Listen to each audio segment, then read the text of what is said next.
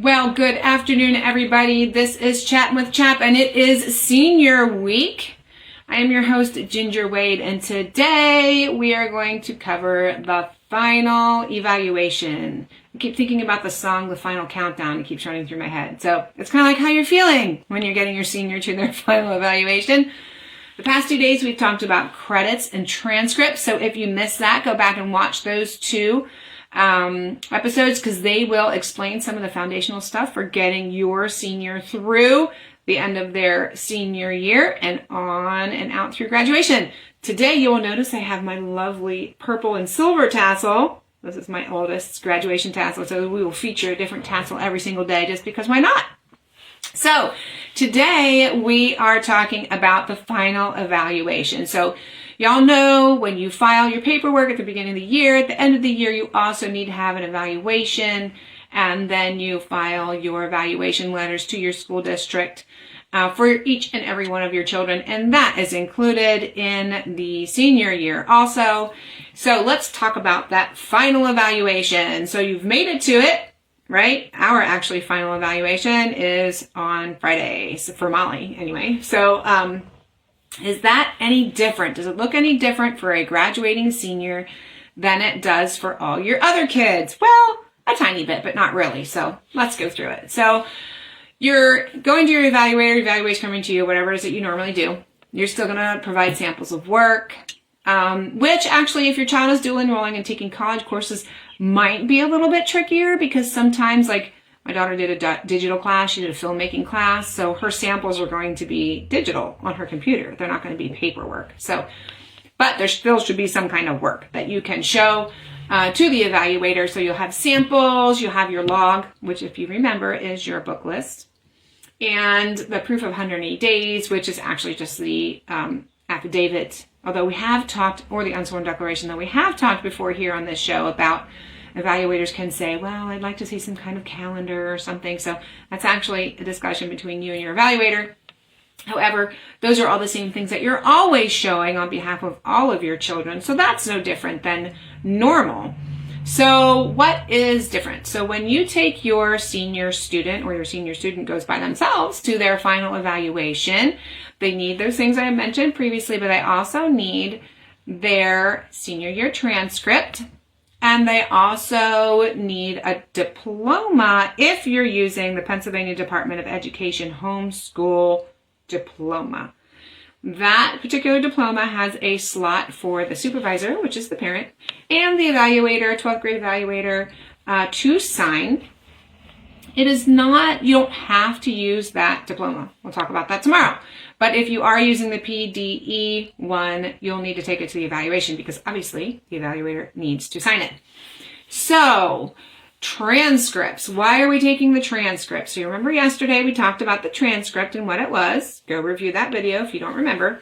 But one of the reasons you're taking the transcript to the final evaluation is it helps, again, to summarize all the things that were covered for the evaluator. Now, in my particular case, I use the same evaluator the whole way through. My oldest child started with her, back then it was in 3rd grade, because the compulsory age was 3rd grade, and we've never changed. We've always used the same person, so she knows what he's been doing and knows he's been hitting the requirements.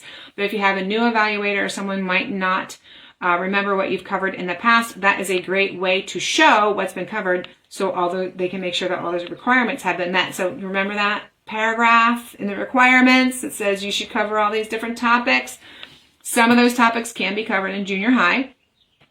So if it's not something that they've done in the 9th through 12th grade years, which is on your transcript, and it's a new evaluator, you might need to share with your evaluator that you actually did cover civics in junior high, or you did cover health, or you did cover art, or whatever it is that's in that requirements paragraph from the law. If you don't remember that, go to homeschoolpennsylvania.org and read it so you know what all the requirements are. So also what comes up in that is you might still be having a class while you're getting your evaluation done. They might not be completed, and they might not have their final grade. So taking the transcript, you'd be like, well, what do I do with that? So you can mark that you can put the class on there put how many credits it's going to be, and then the grade is to be determined in the future by, say, if they're going to a college for a class, you could say it's going to be determined by, Lancaster Bible College or whoever, the co-op class, the such and such person at our co-op. But you could indicate to the evaluator that your student is taking that course just so that they are aware, so that they can, check off the check mark that says that you've met all of the requirements. So that part is a little bit different for your senior than it is for your younger kids. So the evaluator, like I said, needs to go through all those things that you're supposed to have done in secondary. Now remember, secondary is 7th through 12th. So like I said, you could cover health, geography, civics, a number of things in the junior high years, but it's not listed on the transcript.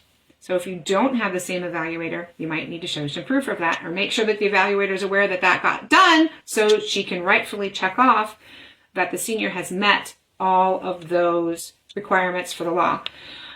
So Keystone testing. I know some people ask about that. Does my child need to take the Keystones in order to graduate homeschool?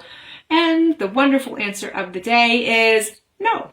No, you do not need to take the Keystones. Yay, yay, yay.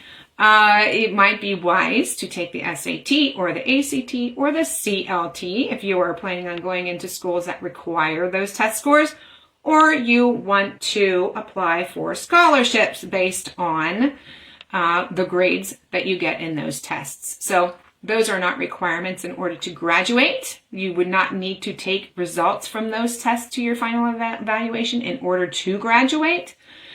But if you want to go on to further education or obtain scholarships of some kind, you might need some of those tests. Diploma. So the evaluator signs the parent-issued diploma. That is the Pennsylvania Department of Education version.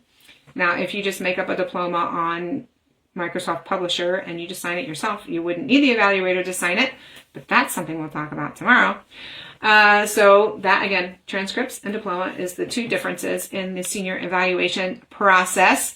If you do use a diploma program, your evaluation, your final evaluation, will be with an evaluator from that diploma program. So if you're using Erie, you know this already. Your evaluator is with the Erie program. If you're using Susquehanna Valley diploma program, you know that your evaluator is a Susquehanna Valley certified evaluator. So those people will have all your records. They should have all your records because you would have gone. The diploma program will be holding all of your records, and the diploma program would be the ones who would be issuing the diploma. You would not be printing one off for your evaluator to sign. I personally do not know how diploma programs work, if the evaluator signs the diploma or not. I've never seen one. I've actually never talked to anyone about the diploma program, diplomas. But I do know that the diploma program issues the diploma and that they keep records. So that's another question with records. So what happens with my final evaluation letter, my diploma, and my transcript? Is there anywhere else I'm supposed to take those things? Well, y'all know when you have an evaluation, what happens? You take a copy of those evaluation letters, or you keep a copy for yourself, and you give the evaluation letters over to the school district, and they're supposed to keep them on file for your children. So you do the same thing the senior year. You take the copy, or you make a copy of the letter, you take the final evaluation letter into the school and drop it off with them. Now, you do have an option to file a copy of the diploma or transcript with the school district. You don't have to do this. I've never done it. Some people have. And here's why you would. Now, if you do that, you keep the original diploma. You keep the original signed transcript. The school gets copies. It's backwards as far as the other paperwork. Like the school gets the original affidavit, unsworn declaration, the school gets the original letter, and you keep copies of everything. But in the diploma case of the diploma, you keep the diploma. You make sure you keep all of your paperwork filed at home. Everything, the affidavits, the evaluation letters, the diploma, the transcripts. You make sure you have those. You can file the diploma and the transcript with the school if you want to, and here's why. It's not necessarily needed for upper education like colleges, but there are times when you your child might be applying for a job that needs a background check, certifications, something like that, and they have to verify that your student has actually graduated and they want to see a diploma. That would be why you might want to keep a copy of the diploma on file with the school. The school is supposed to keep records, but we're finding that not all schools do, or after a few years they get rid of them. So just keep that in mind. It's very, very, very wise to keep all of your records at home in a safe place. Hard copy, soft copy. Make sure you have them, maybe multiple places, right? Your student has them with them wherever they are. You have them with you wherever you are. Because if someone wants that information, you're going to want to make sure that you have it. It's just that if people are looking for places to check on diplomas and those types of things, they would most likely go to the school district in which your student lived at that time, even if they were homeschooled. So that is something to keep in mind and to consider. Like I said, I personally have never done that. I've never filed a diploma with my school district.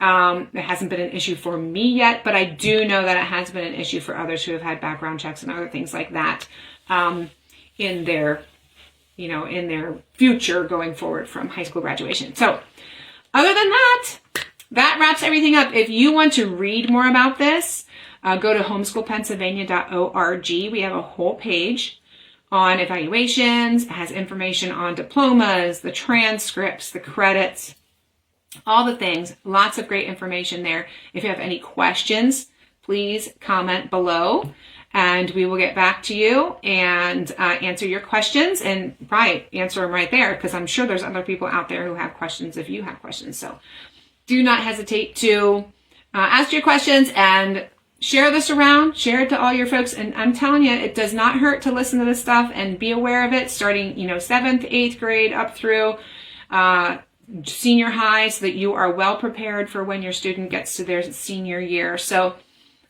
share it far and wide. Make sure that your folks are all aware of what the requirements are. And tomorrow we will talk more in depth about the diploma. So Monday we did credits, Tuesday we did transcripts, today we did the last evaluation, Thursday we are going to do the diploma. So don't miss it. Thanks for tuning in to Senior Week, and we will see you tomorrow afternoon. Bye now.